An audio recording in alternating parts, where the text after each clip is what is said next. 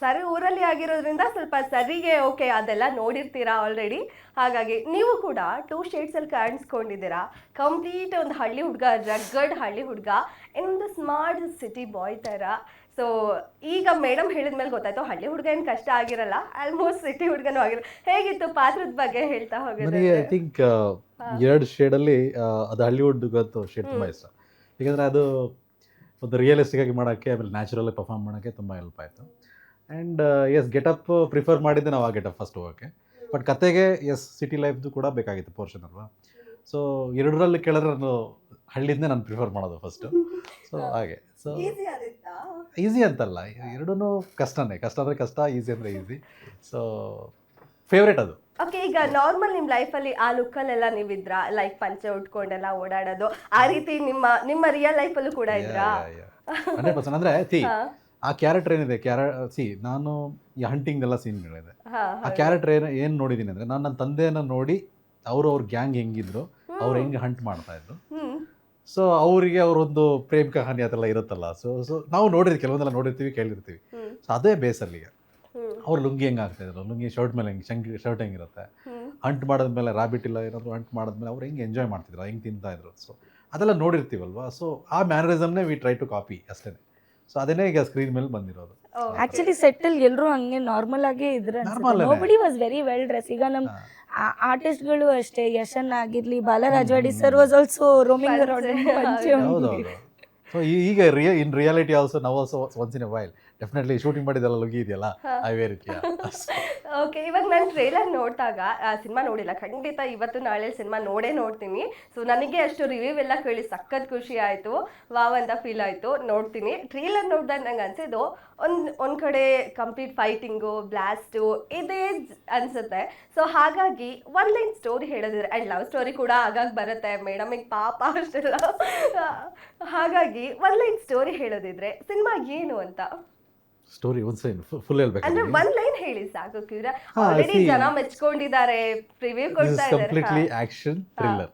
Okay, action thriller movie. ಅಂದರೆ ಒಂದು ಅರೆಮಲ್ನಾಡಲ್ಲಿ ನಡೆಯೋದು. ಅರೆಮಲ್ನಾಡು ಅಂದ್ರೆ ಗೊತ್ತಾ ನಿಮಗೆ? ಮಲ್ನಾಡು ಪಕ್ಕದಲ್ಲಿರೋದು.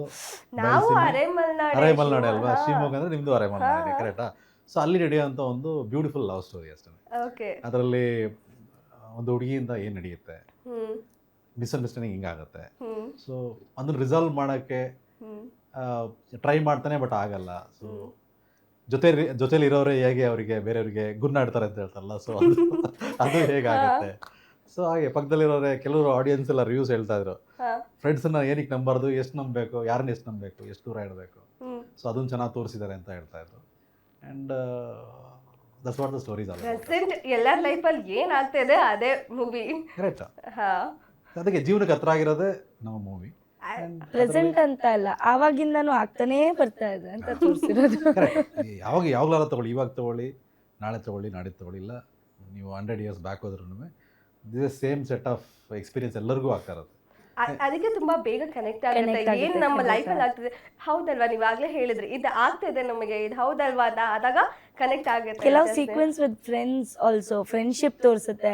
ಅವಾಗ ನಮಗೆ ಆ ಥರದ್ದು ನೋಡದೇ ಇದ್ದವ್ರಿಗೆ ಅನ್ಸುತ್ತೆ, ಅಯ್ಯೋ ನಮ್ಮಪ್ಪ ಹಿಂಗಿದ್ದಿರ್ಬೋದಲ್ವಾ, ನಮ್ಮ ತಾತ ಹಿಂಗೆ ಎಂಜಾಯ್ ಮಾಡ್ತಾ ಇರ್ಬೋದಲ್ವಾ, ಫ್ರೆಂಡ್ಸ್ ಜೊತೆ ಕುಡ್ಕೊಂಡು ಹಂಗೆ ತಿನ್ಕೊಂಡು ಗದ್ದೆಲೆಲ್ಲ ತಿನ್ಕೊಂಡು.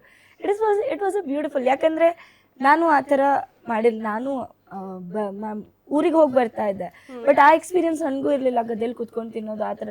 But in set V experience that. ಅಲ್ಲಿ ಕುತ್ಕೊಂಡು ಎಲ್ಲರೂ ಜೊತೆಗೆ ಊಟ ಮಾಡೋದು. ಸೊ ಸೀನಲ್ಲಿ ನೀವೇನು ನೋಡ್ತೀರಾ, ಅದು ನಾವು ಆ್ಯಕ್ಚುಲಾಗಿ ಅಲ್ಲಿ ಎಕ್ಸ್ಪೀರಿಯನ್ಸ್ ಎಲ್ಲರೂ ಜೊತೆ ಕುತ್ಕೊಂಡು ಎಕ್ಸ್ಪೀರಿಯನ್ಸ್ ಮಾಡಿದ್ದಂಥದ್ದು. ಸಿಟಿ ಲೈಫಲ್ಲಿ ಇದ್ರಿದ್ರಿಂದ ಈ ಹಳ್ಳಿ ಲೈಫ್ ಅದು ನೋಡಿ ನಿಮಗೆ ಖುಷಿ ಆಯ್ತಾ? ನೆಮ್ಮದಿ, ಒಂಥರ ನೆಮ್ಮದಿ ಅದು. ಬಟ್ ಏನು ಮಾಡೋದು, ಹೊಟ್ಟೆ ಪಾಟಿ ದುಡಿಬೇಕಲ್ವಾ. ಕರೆಕ್ಟ್. ಈಗ ಇಲ್ಲಿಗೆ ಅಂದರೆ ಎಲ್ಲರೂ ಬರೋದೇನೆ ಜಾಬಿಗೆ ಸೆಟ್ಲ್ ಆಗಬೇಕು ಅಂತ ಬರ್ತಾರೆ. ಅಲ್ಲೇ ಐ ಥಿಂಕ್ ದುಡ್ಡು ಒಂದು ಸಫಿಷಿಯೆಂಟ್ ಫಂಡ್ ಇದ್ದರೆ ಅದಕ್ಕಿಂತ ಬೆಸ್ಟ್ ಲೈಫ್ ಯಾವುದಿರಲ್ಲ. ಸೊ ಆ ಥರ ಇರುತ್ತೆ. ಬಟ್ ಆ ಲೈಫ್ ಹೆಂಗಿರುತ್ತೆ, ನಾನು ನೋಡಿದ್ದು ಹೆಂಗಿತ್ತಂದರೆ, ನಾನು ಐ ಥಿಂಕ್ 5th ಸ್ಟ್ಯಾಂಡರ್ಡ್ ಇರ್ತೀನಿ ಅನಿಸುತ್ತೆ. ಅವ್ರ ಗ್ಯಾಂಗ್ ಆಫ್ 5 to 6 ಫ್ರೆಂಡ್ಸು. ಎಲ್ಲಿಂದ ನಾವು ಗೊತ್ತಿಲ್ಲ, ಒಂದಂತೂ ಇಲ್ಲಿಗಲ್ ಗನ್ ಬರೋದು ಆ ಟೈಮ್ 1980s 90s ಅಲ್ಲಿ. ಸೊ ಅದನ್ನು ರಾಂಗ್ ವೇನಲ್ಲಿ ತೊಗೊಳ್ಳೋ ಅವಶ್ಯಕತೆ ಇಲ್ಲ. ಆ ಟೈಮಲ್ಲೆಲ್ಲ ಹಂಟಿಂಗ್ ಎಲ್ಲ ಮಾಡ್ತಿದ್ರಿಂದ ಹೇಳ್ತಾ ಇದ್ದೀವಿ. 1 hour ಆಫ್ ಹಂಟಿಂಗ್ ಹೋಗೋರು ಜಮೀನಲ್ಲಿ. ಯಾಕಂದರೆ ಎಲ್ಲರದು ನಮ್ಮದೊಂದು real story. The movie what we have done is completely real. What I have seen when I was 5th standard. ಅವ್ರು ಹೇಗೆ ಅಂದರೆ 5 ಜನ ಇದ್ದಾರೆ ಅಂದರೆ ನಮ್ಮ ತಂದೆಯವ್ರ ಫ್ರೆಂಡ್ಸು, ಸಿದ್ದಪ್ಪ ಅಂತೊಬ್ರು, ಸುರೇಶ್ ಅಂತೊಬ್ರು ಎಲ್ಲ ಇರೋರು. ಅವ್ರಿಗೆಲ್ಲ ನನ್ನ ಏಜ್ ಗ್ರೂಪ್ ಫ್ರೆಂಡ್ಸ್, ಮಧು ಅಂತ, ಸುರೇಶ್ ಅಂತ, ಆಮೇಲೆ ಲೋಹಿತ್ ಅಂತ, ಈ ಥರ ಸೀನಾ ಅಂತ ಹೇಳ್ಬಿಟ್ಟು 4-5 ಜನ ಫ್ರೆಂಡ್ಸನ್ನ. ಅವ್ರ ಜೊತೆ ನಾವು ಹೋಗ್ತಿದ್ವಿ. ಅವರವರ ಜಮೀನಿಗೆ ಅವರು ಹಂಟಿಂಗ್ ಎಲ್ಲ ಆಗಿ ತಿಂದಾದ್ಮೇಲೆ ಅವ್ರವ್ರ ಜಮೀನಲ್ಲಿ ಹಟ್ಟಲ್ಲಿ ಅವ್ರಿಗೆ ಮಲ್ಗೋರು. ನಾವೀಗ ಹಟ್ಟು ಹಾಕಿದ್ವಲ್ಲ, ಸೇಮ್ ಟೈಪ್ ಎಲ್ಲರೂ ಅವ್ರವ್ರ ಜಮೀನಲ್ಲಿ ಇರುತ್ತೆ. ಎಲ್ಲ ಒಂದು not even 500 metres distance. So sound ಮಾಡೋದು, ಅವ್ರು ಇಂಟ್ರಾಕ್ಷನ್ ಮಾಡೋದು, ನೈಟ್ ಎಲ್ಲ ಅಲ್ಲಿಂದನೇ ಕೂಗಿ ಮಾತಾಡೋದೆಲ್ಲ ಇರ್ತಿತ್ತು. So this was the real thing. ಅವ್ರು ಗನ್ ಹಿಡ್ಕೊಂಡು ಹೆಂಗೆ ಒಂದು ರೌಂಡ್ ಹೋಗ್ತಾರೆ, 1 ಅವರ್ಲೆ ಹಂಟ್ ಮಾಡಿ ಬರ್ತಾರೆ, ದೆನ್ ಕುಕ್, ಈಟ್, ಡ್ರಿಂಕ್, ಸ್ಲೀಪ್. ವಾವ್